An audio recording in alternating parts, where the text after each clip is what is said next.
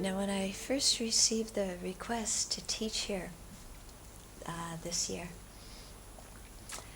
they asked me to teach on the topic of how to live happily, how to live and work happily in samsara.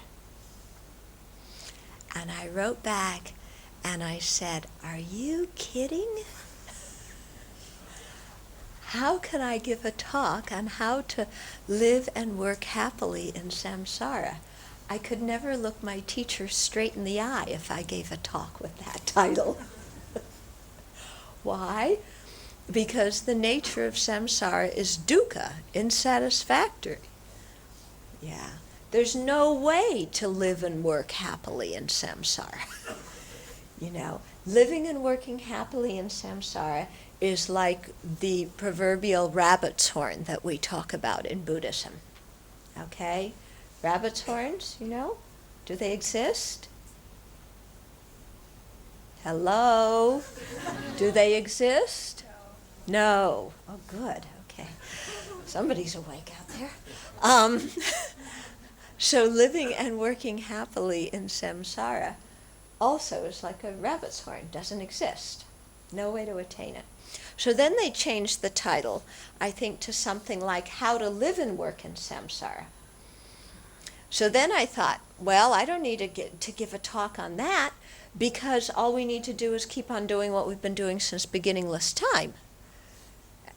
You know, how to live and work in samsara. We know how to live and work in samsara very well. We've been perpetuating our own samsara since beginningless time without respite. We don't need the Dharma to teach us how to make ourselves miserable. Okay? The purpose of the Dharma is to teach us how to be happy. Okay? So, I think we need to reinvent the name of this talk somehow. Yeah, because we keep coming up with things that really can't, you know, how I'm supposed to come teach you how to live and work in samsara? You think my teacher's going to be happy with me if I do that? You know, because how am I going to tell you live and work in samsara? Have as much attachment as you possibly can. Okay, this kind of talk maybe you'll like. Yeah? Yeah, have as much attachment as you can. Go shop on Orchard Road, buy as much as you want, get everything you want, okay? Save all your money, don't give it to any charities. Get mad at everybody who gets in the way of you, you know. Get mad at everybody who doesn't let you get your way, everybody who criticizes you. Go out and get drunk, you know, smoke pot, do whatever you want. Yeah, this is what I'm supposed to tell you? How to live and work in samsara?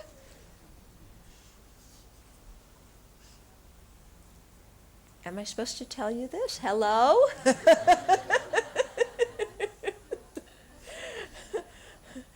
Okay, so we really need to think, you know, what is the purpose of the Dharma that we're learning?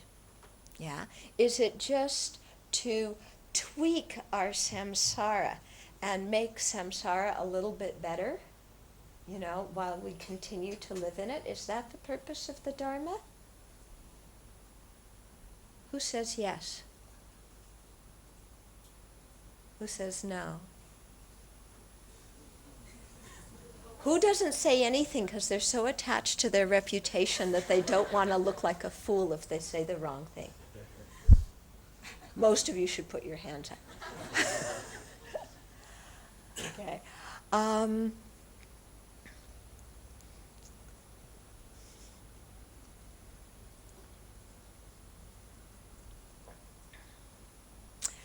So we really need to think about what the purpose of the Dharma is. Yeah? Is it just to make our life a little bit better, or is it really to liberate us? Okay? And what does making our life a little bit better mean anyway? Yeah? Does making our life a little bit better mean, that the Dharma teacher teaches you how to make more money? Yeah? How to have a better relationship? Well, what's the purpose of the Buddha's teachings? Why are we here anyway? Okay?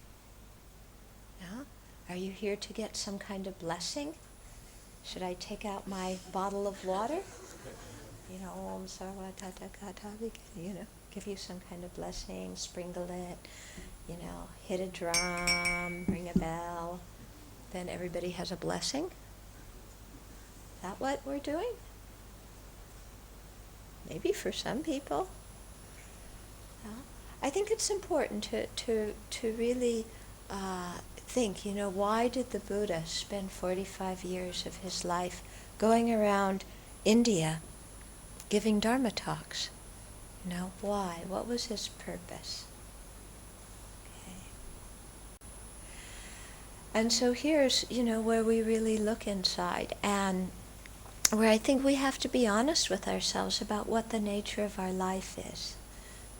Because we all want to be happy, but are we happy? Okay. We have a certain level of happiness, a certain degree of happiness. You have a good lunch, you have a good friend. There's certain levels of happiness. But are they the kind of happiness that is really going to satisfy us? Is it that kind of happiness that is going to last for a long time? Because you have lunch, and it's good, and then it's over. Right? Yeah? You go on a wonderful holiday, you have a good time, and then it's over. Yeah. You meet Prince Charming or Princess Charming. Yeah. You have a whirlwind romantic relationship, and then it's over. So how much satisfaction and lasting happiness do we really have while we're living and working in samsara? Not much, actually, do we? Yeah. It's a constant struggle for happiness as we're trying to rearrange the world and rearrange everybody in it to make it be what we want it to be, to make it be what we think it should be. Okay. And somehow the world never cooperates. Okay, so this is I think the real purpose of the Buddha's teachings was not to get us to tweak our samsara, how to have a little bit more worldly pleasure, but actually how to transform our minds so that wherever we are, whoever we're with, we can have happiness and we can act in a beneficial way. I think the Buddha taught the Dharma so that we can solve more problems than we create with our life. Okay. So to be able to do this, to be able to solve more problems than we create, we have to really begin to look at our lives and what do we do that creates problems? And what do we do that solves problems? So before I encountered Buddha's teachings, I thought I was a pretty nice person. Okay? In fact, I thought I was a very nice person. I was almost perfect, except the world just didn't realize it yet. It showed how stupid the world was. Okay, but, I was a pretty good person. Yeah, I created more happiness than problems. I solved more problems. I was living a really good life, and but I found myself at this Buddhist course, taught by Lama Yeshe and Lama Zopa. And what they said made me really take another look at my life and ask myself, was I really solving more problems than I was creating. And was I really as wonderful as I thought I was? And the answer was, when I took a good look, was no. Okay, that actually my mind was quite a mess, and I was in the process of making a big mess out of my life that I had never even realized before. Because when we're all wrapped up in our attachment, we don't realize what a mess we're making in our life. So it was a very sobering experience for me to really start to look closely at what I was doing and the long-term karmic results that my actions were having, and the long-term results that my actions were having on other people. So it was really rather shocking. Actually, it was more than shocking, it was horrifying. Okay. Because my self-image changed radically from thinking that I was, God's gift to the world, to seeing that I needed to do a lot of work on myself. And becoming honest about the degree of selfishness within was quite difficult. But at the same time, it was a very big relief.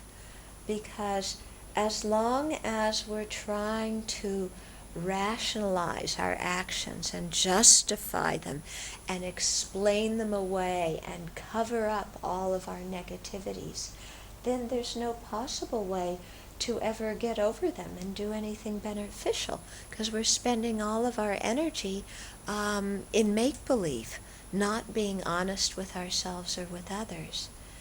And so one of the first things to do is to learn to be honest, and to learn to be okay with being honest. Okay? Because, we always like to present ourselves very well, don't we? We don't like to say, hi, I'm full of ignorance, anger, and attachment, and I'm extremely selfish, so don't trust me very much. We don't like to introduce ourselves that way. But it's actually an honest introduction, isn't it? Hi. Do you have AA here in Singapore, Alcoholics Anonymous? No. Do you? Nobody here is an alcoholic? Oh, I know, you're all workaholics. I got the wrong aholic. That's right. Okay, so not alcoholics, workaholics. Okay. But in Alcoholics Anonymous, they always say, hi, I'm so-and-so and I'm an alcoholic. So as Buddhists, we need to say, hi, I'm so-and-so, I'm full of ignorance, anger, attachment, and I'm extremely selfish. Okay? Just so that we're honest. Okay? Because I think we need that kind of honesty before we can begin to change. Because until we own what is our own creation, until we own that, then we're always going to see problems as something external to us. Okay? Why am I miserable? Because of my husband. Good reason for becoming a nun. Okay? Why am I miserable? Because of my wife. Okay, so you can become monks. Okay? Why am I miserable? Well, because of my professors, because of my employers, because of my mother and my father and my sister and my brother. Okay? Because of George Bush.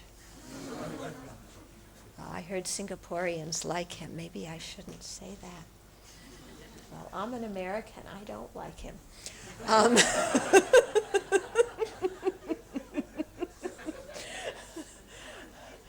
Okay. No. Why do I have problems? Oh, here we can agree. Osama bin Laden, right? Okay. Saddam Hussein, we all agree. Okay. So, but we're always putting the brunt of our difficulties on someone or something outside. And, the fundamental thing of practicing the Dharma is to stop doing that. And that's really, really hard. Because we're so habituated with seeing the cause of our misery as external to us, and also seeing the cause of our happiness as external to us. And so that first step of being honest with ourselves is being honest about how deep that ignorance is, how deep our wrong views are. Okay? And to begin to retrain our mind through doing very deep investigation of our own perceptions. Now, are the things that I perceive real as they appear to me? Okay? And so this starts out a whole chain of questioning that is very creative and very wonderful about the Buddha's teachings. So we start this chain of questioning just with very basic things. Okay? We're taught that money is the cause of happiness. So we start to question that. Okay? Does money exist as the cause of happiness in the way it appears to me? Okay? In other words, I'm taught from the time I'm very little to get as much money as possible, and then I'll be happy. Now, is that really true? I was taught that, but is it true? In my own experience, the more money I get, does my happiness increase proportionately? Okay, think about it. Think about how much money do you need to say you have enough?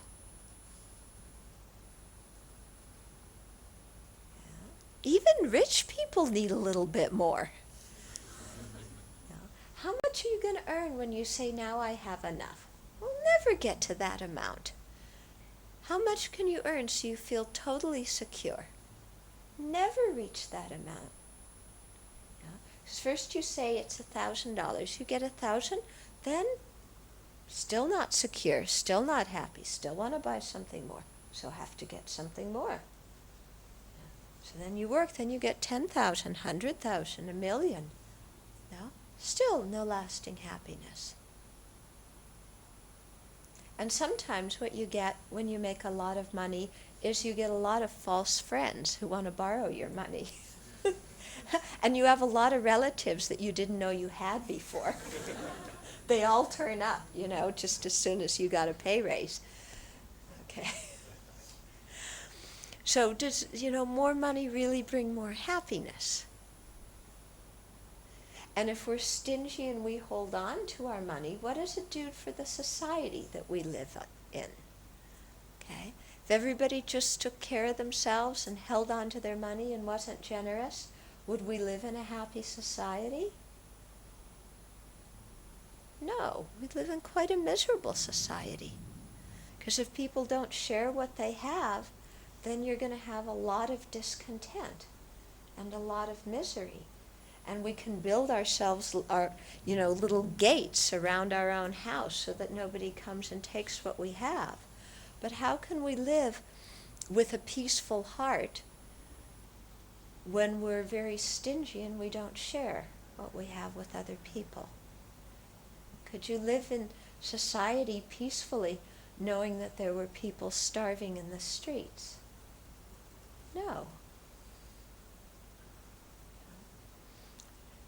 So I think that's something very good, that we start to realize that just hoarding money for our own benefit doesn't bring us happiness. We begin to question that.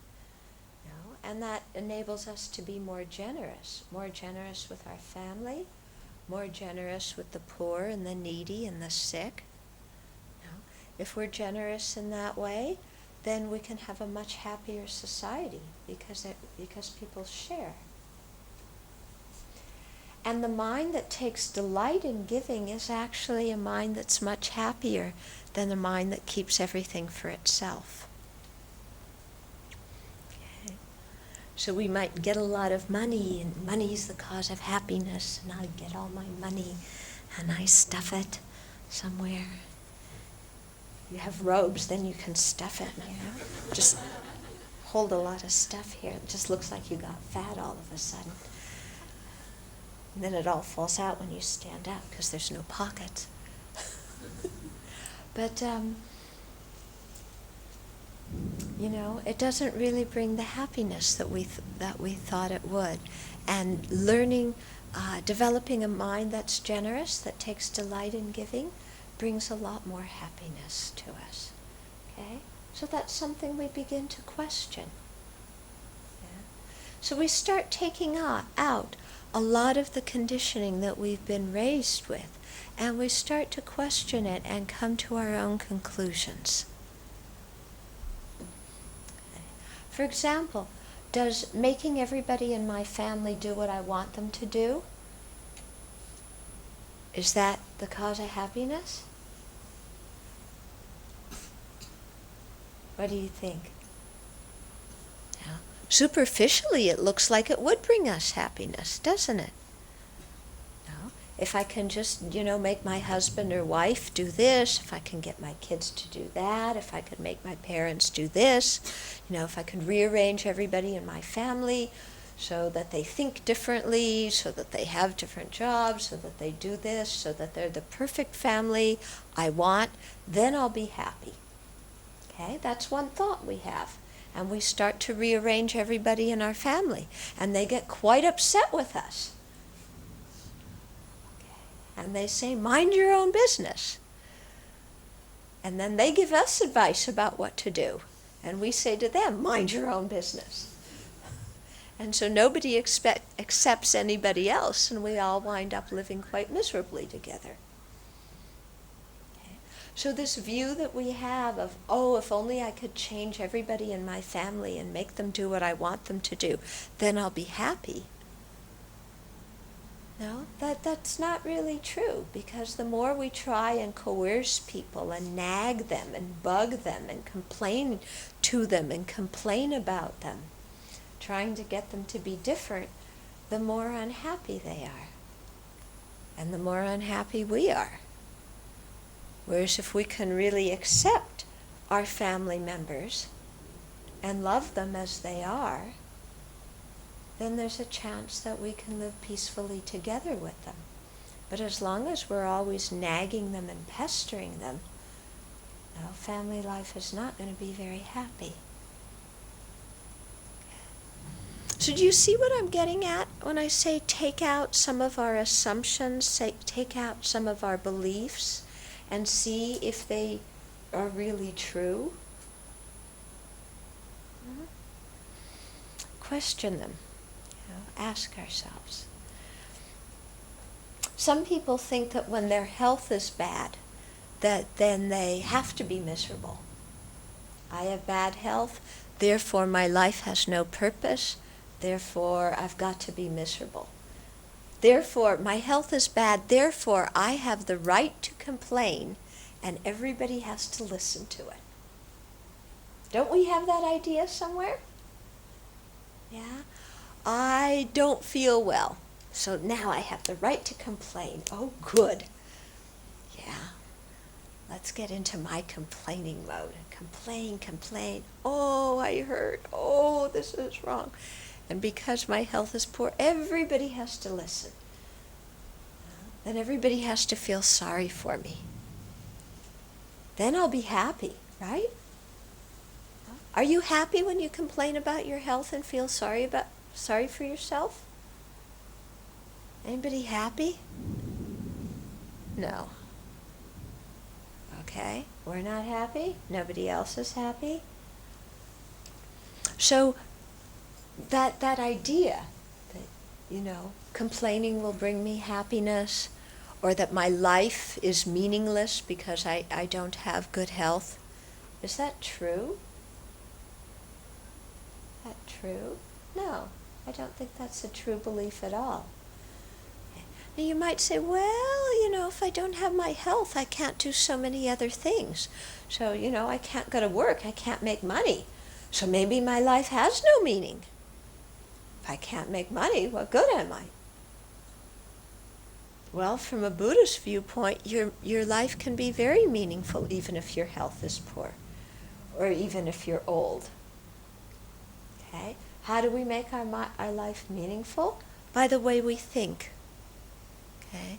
By the kinds of emotions that we cultivate in our own heart, we can make our life extremely meaningful. Just because people are very busy running around society doing lots of things doesn't mean that their life is meaningful, because they could be very busy creating a lot of problems. Yeah, terrorists are extremely busy people. Yeah? I mean, they're terrorists. They're very hardworking, extremely hardworking. They don't get discouraged when they have a little bit of a glitch in their program, but they keep working very hard. They work overtime, day and night. Terrorists work in extremely, bad conditions, mountain caves, underground laboratories, very difficult conditions. We can't accuse terrorists of being lazy and slothing off, can we? Yeah? They work more overtime than the rest of us. Does working hard mean that our life is meaningful? No. Who wants to work hard and be a terrorist? Yeah? Life is completely meaningless. Now that's really creating more suffering, more problems than we envision. Okay? So you might be a terrorist in excellent health, work overtime, work more hours than somebody in Singapore, but have a totally meaningless life. Okay? Whereas somebody who's sick, they may sit at home and they may cultivate metta, loving kindness. They may cultivate patience. They may do some very deep meditation and transform their mind, and as a result be able to teach others about how to have good ethical values, how to be generous, how to be more tolerant. Okay? So somebody like this, even their health isn't very good, their life becomes extremely meaningful because of what they're doing with their mind, what they're thinking about, the emotions that they're generating. So don't think that just because you get old or because you're sick that therefore your life has no meaning. I think actually life can have very great meaning at that time.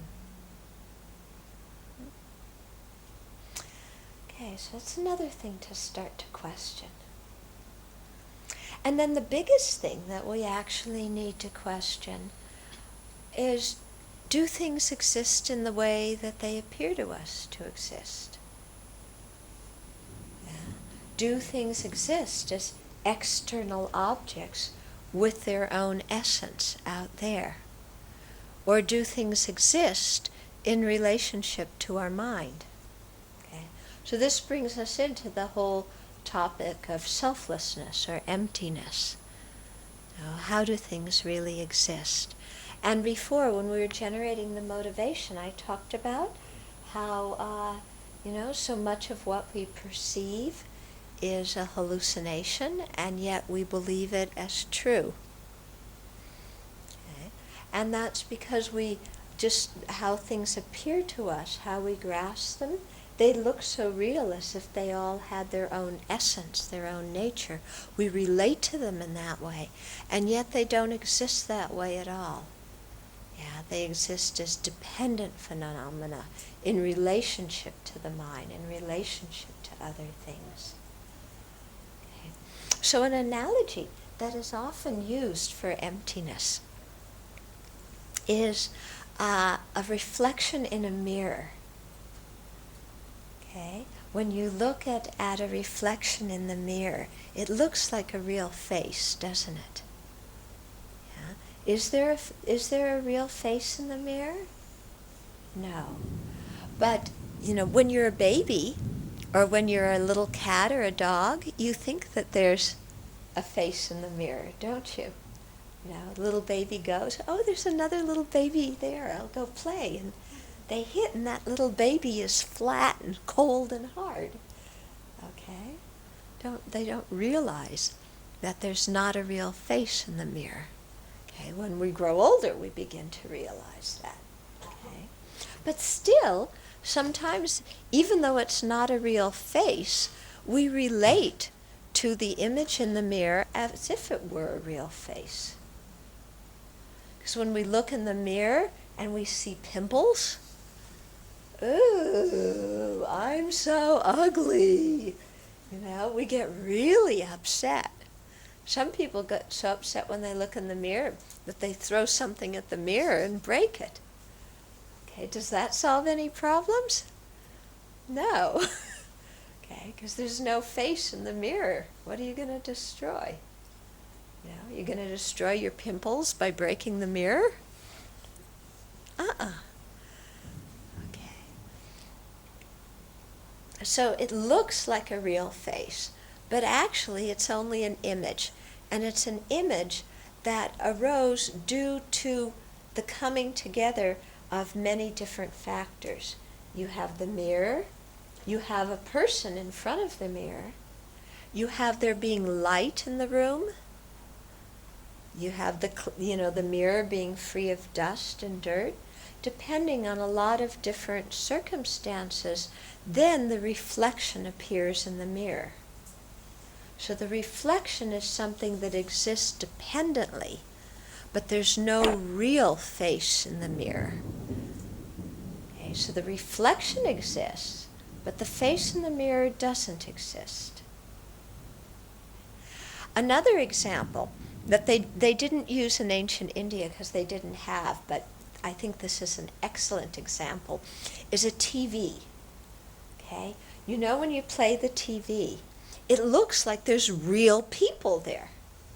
And we relate to the people on the TV as if they were real.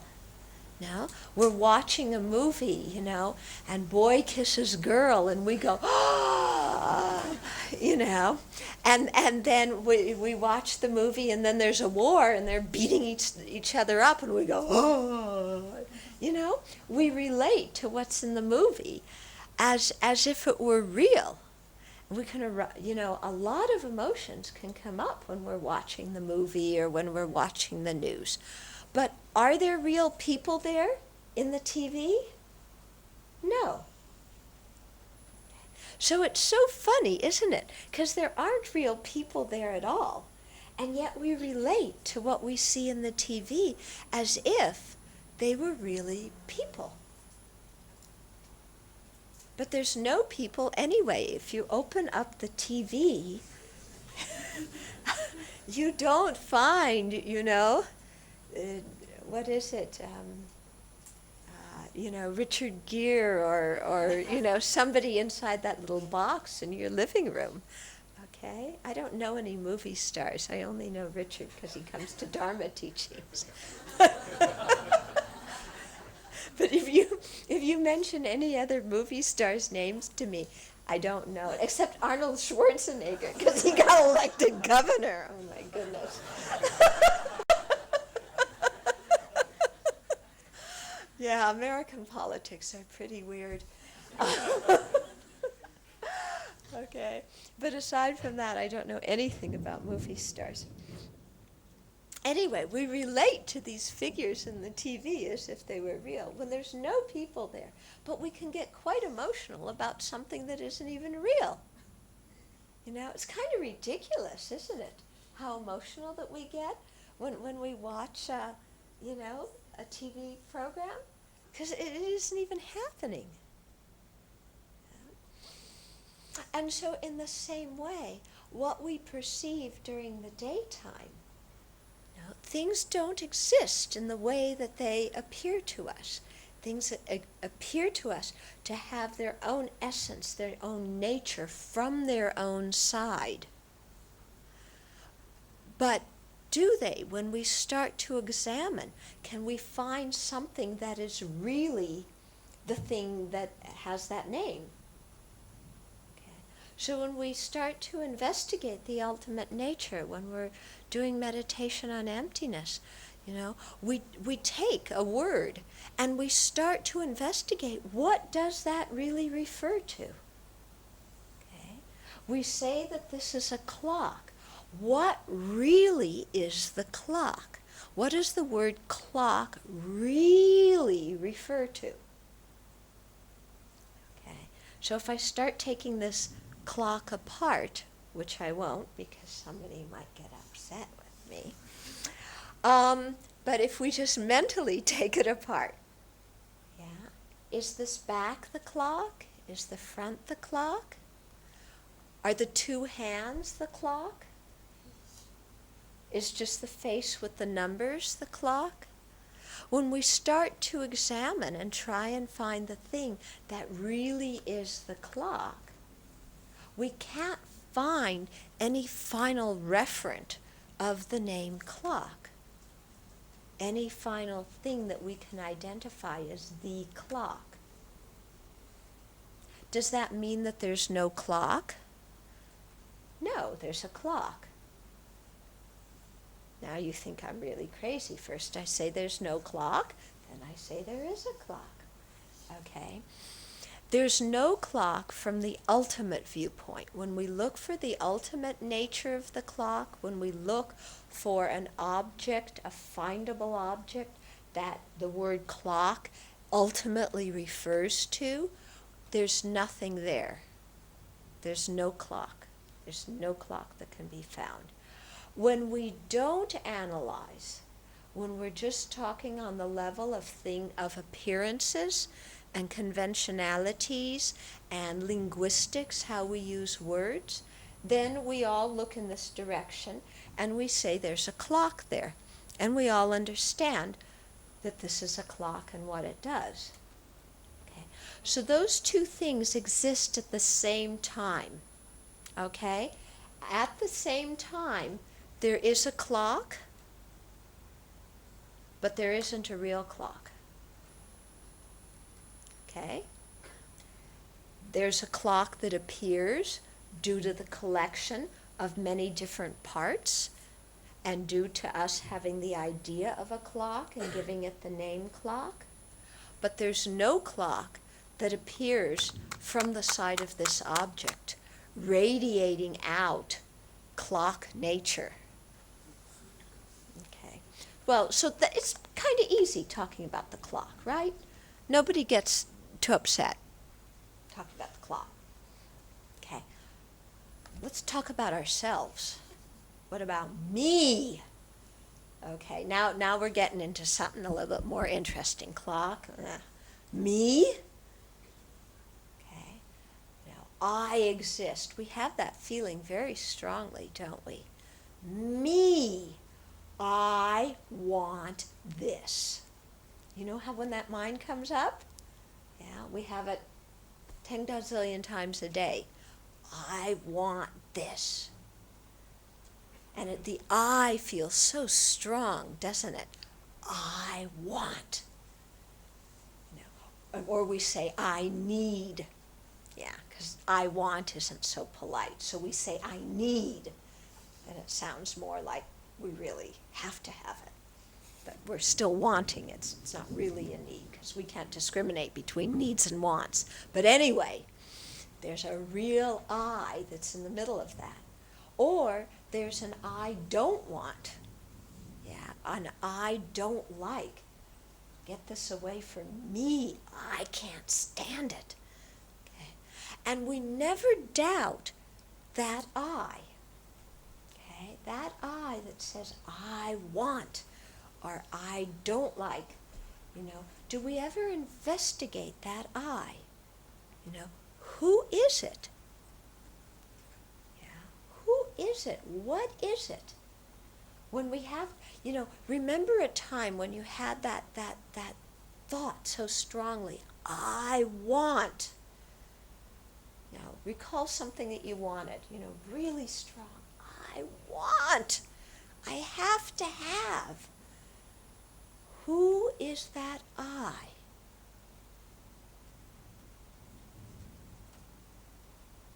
We say, well, it's me. Who? Who? Well, we pull out our passport. This is who I am. Look, there's a piece of paper. It has a chop on it. Yeah, that's who I am. Are you your passport? When your passport expires, then do you expire? Okay? Just because there's a name, does that mean that there's a real person there? Okay. Who are we really? What are we finally going to draw a line around and say, this is me? And yet there's this incredibly strong feeling of me that's there all day, all night, all the time. Me, I. Yeah, I don't like, I want, I have to have, get this away from me. I'm wonderful, I can't stand myself. You know, we go, ay. You know, it's always I, isn't it? But who is that I? We say me. What? Who? Who? Me. This? Yeah. You cut me in here, open it up, you're going to find me. You're going to find a lot of disgusting lungs and blood and guts. You don't want that, do you? Okay. Who are we really? And when we start to look, when we start to analyze and examine, it's like trying to touch the baby in the mirror. Looks like there's a baby in the mirror. Can't touch it. Yeah. Looks real. But when you go to touch, find something that really is me, the whole thing kind of evaporates. You can't find. Does that mean we don't exist? No, we still exist. Do we exist the way we appear to exist? No. Okay. Are we totally non-existent? No. Can we find ourselves? Can we find something that really is me? No. So when we say the word I, what does it refer to? When we analyze and look what the word I refers to, that's when we can't find anything. When we don't analyze, then the word I refers to whatever is here at this particular moment. Okay? The I just, we can label, Susan or Joe or Soknoy or, whatever name you want to give to somebody. You can label that, but can you find a real person there? No. Does the person not exist? No, because you can use their name and they recognize it and they come. Okay? So that's what it means when we say that things exist on the level of nominality, or things nominally exist, they conventionally exist. They exist due to words and concepts. Okay? But they don't exist by their own nature, from their own side, independent of words and concepts, independent of causes and conditions, independent of the basis upon which we impute that word.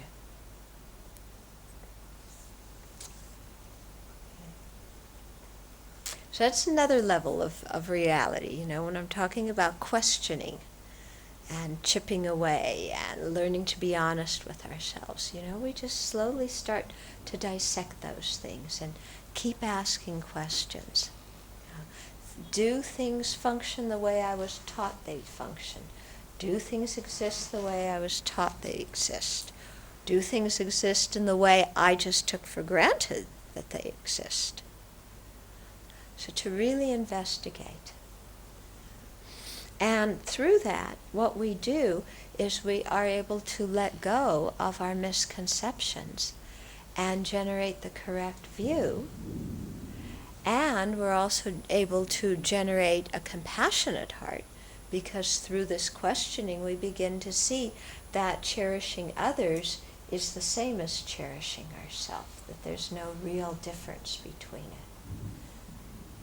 And then through that, our actions change. What we think about, our mental actions, what we say, our verbal actions, what we do, our physical actions, all that changes. And so the results of our actions change. Then samsara falls apart. Then you don't need to talk about how to live and work in samsara, because there's no samsara anymore. Okay? So, that's just a little bit. What I'd like to do now is open it up for questions and comments and see what you're interested in and what you'd like me to talk about. So this is your chance to ask questions. Yeah, don't all think I'll wait until after the talk and come up and ask them. Ask now. Yeah, Yes. I have a question. Uh-huh. People are practicing Buddhism for many years, 20, 30 years. Mm-hmm. When they commit something unwholesome, they were giving excuses as, oh, this is purification, this is the karmic ripen or something like that. Mm-hmm. So, what do you think of this point? Is it superstitions or maybe it's just Okay, so let me see if I understand your question. You're saying that somebody who's been practicing the Dharma for many, many years, then they do something, their action is something unwholesome. And then they say this is a karmic ripening. the No, purification? it's a purification. Their unwholesome action is a purification? That's news to me. No, I mean, the karma is your action in that very moment. So if somebody's doing something unwholesome, that is karma. Yeah, that's not purification. We may talk about, you may practice for a long time and then have something unpleasant or some misfortune in your life. And then you may say that's purification, in the sense that what you're experiencing as something unpleasant becomes purification if you see that as a karmic ripening, and then you don't get angry about it and you don't feel sorry for yourself and you take the situation and learn from it. That way, because of your way of thinking, what you're experiencing becomes purification. But what you're doing is, when you create negative action, that is not purification. No, they're using the term of clearing obstacles and so on. Clearing obstacles, when we use the term clearing obstacles, that refers to, we may have some misfortune in our life, but we use our way of thinking about it to transform it so it becomes part of the path. Okay? So,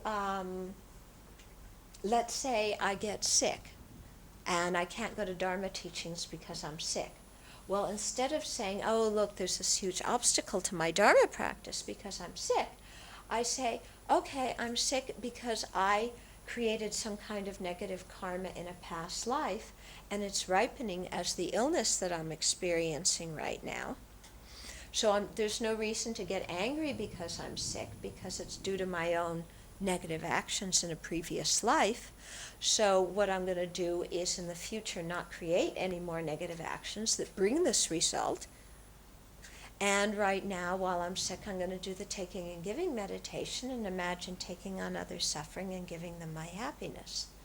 Then you're actually, through the way you're thinking, you're clearing obstacles, because you're taking a situation in which somebody would normally experience suffering and then get upset, and you're transforming your whole experience through using the Dharma. So that's what's meant by clearing obstacles. Okay?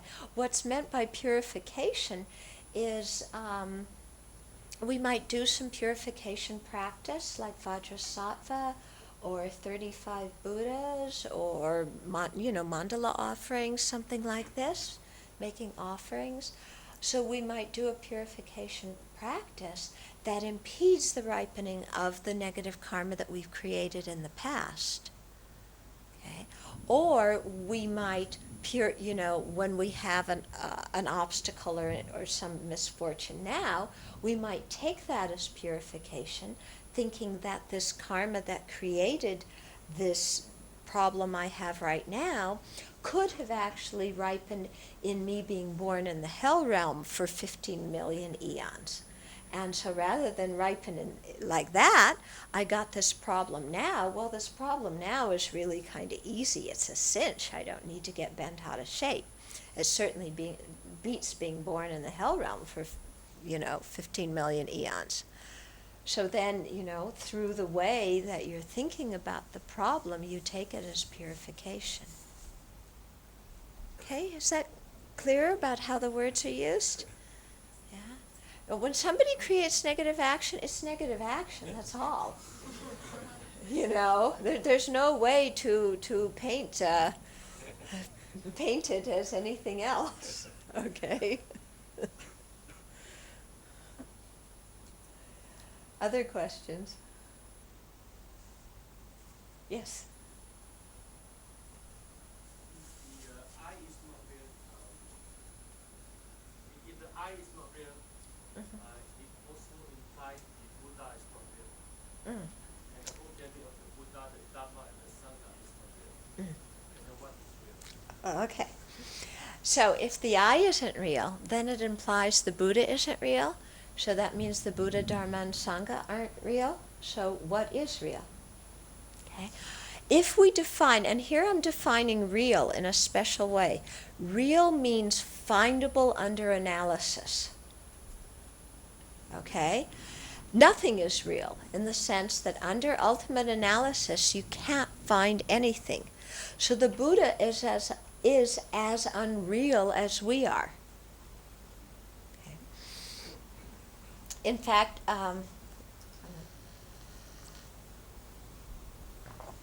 there's a Zen saying, a Chan saying that if you find the Buddha on the road, kill him.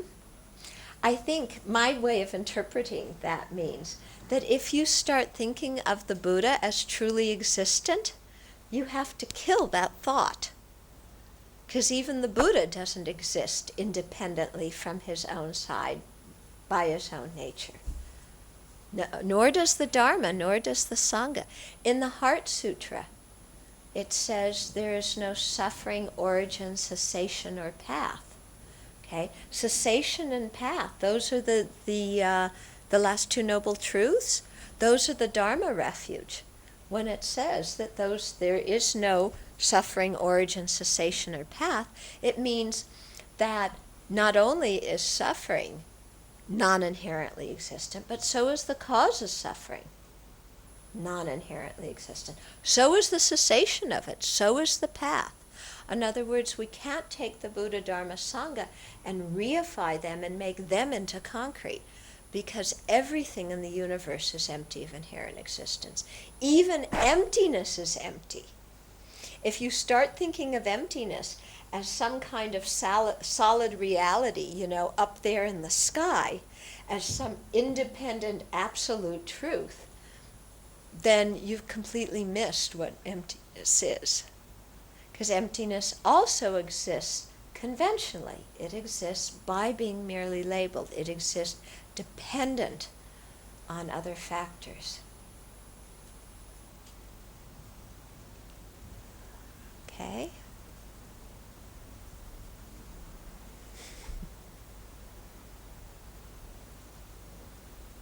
Other questions?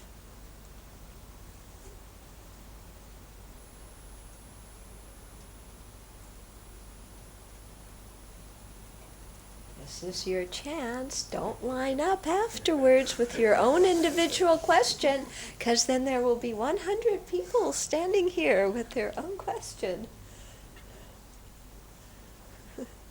Yes? Mm-hmm.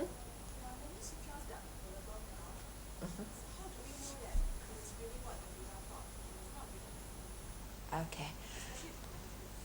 Okay, so there's many sutras available. How do we know that it's what the Buddha taught and that it's not made up by somebody else?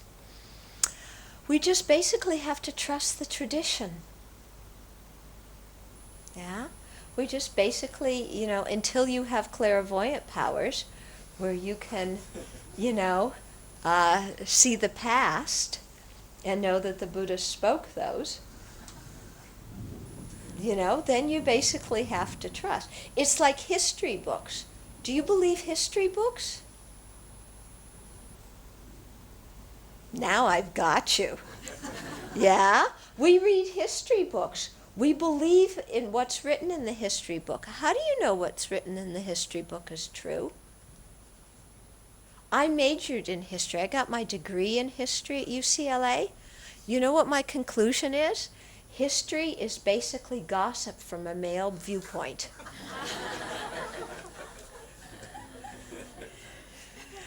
Okay?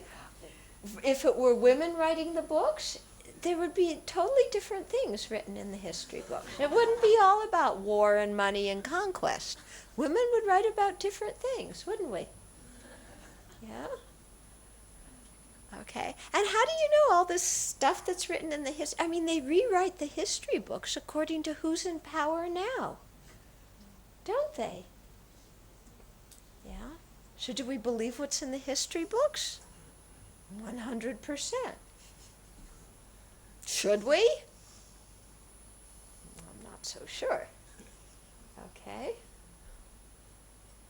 I mean, how do we ever know what really happened in the past? We can see even in our family, we all experience something, then the next day we all tell the story of what happened. We all have different stories, don't we? Which one is the true story? Mine. Why? Because it's mine. How do we all have our own viewpoints. Okay? But, that aside, the fact that we can't really ascertain it, for me, when all this controversy starts of, is this a real sutra or that a real sutra, did the Buddha really speak the Mahayana sutras or were they written afterwards? That question, personally speaking, doesn't interest me very much because when I read the sutras, they describe my own experience, and when I practice them, they work. So that's good enough for me. Yeah, if the Buddha didn't teach them, it must have been somebody else who was as wise as the Buddha. Because, bottom line is if you practice them, they work.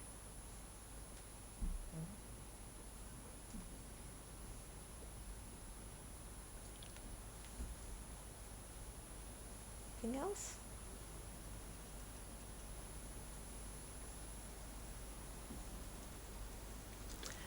Okay, then why don't we spend a little bit more time doing some meditation? Okay, so spend a minute wiggling. This is your time to wiggle.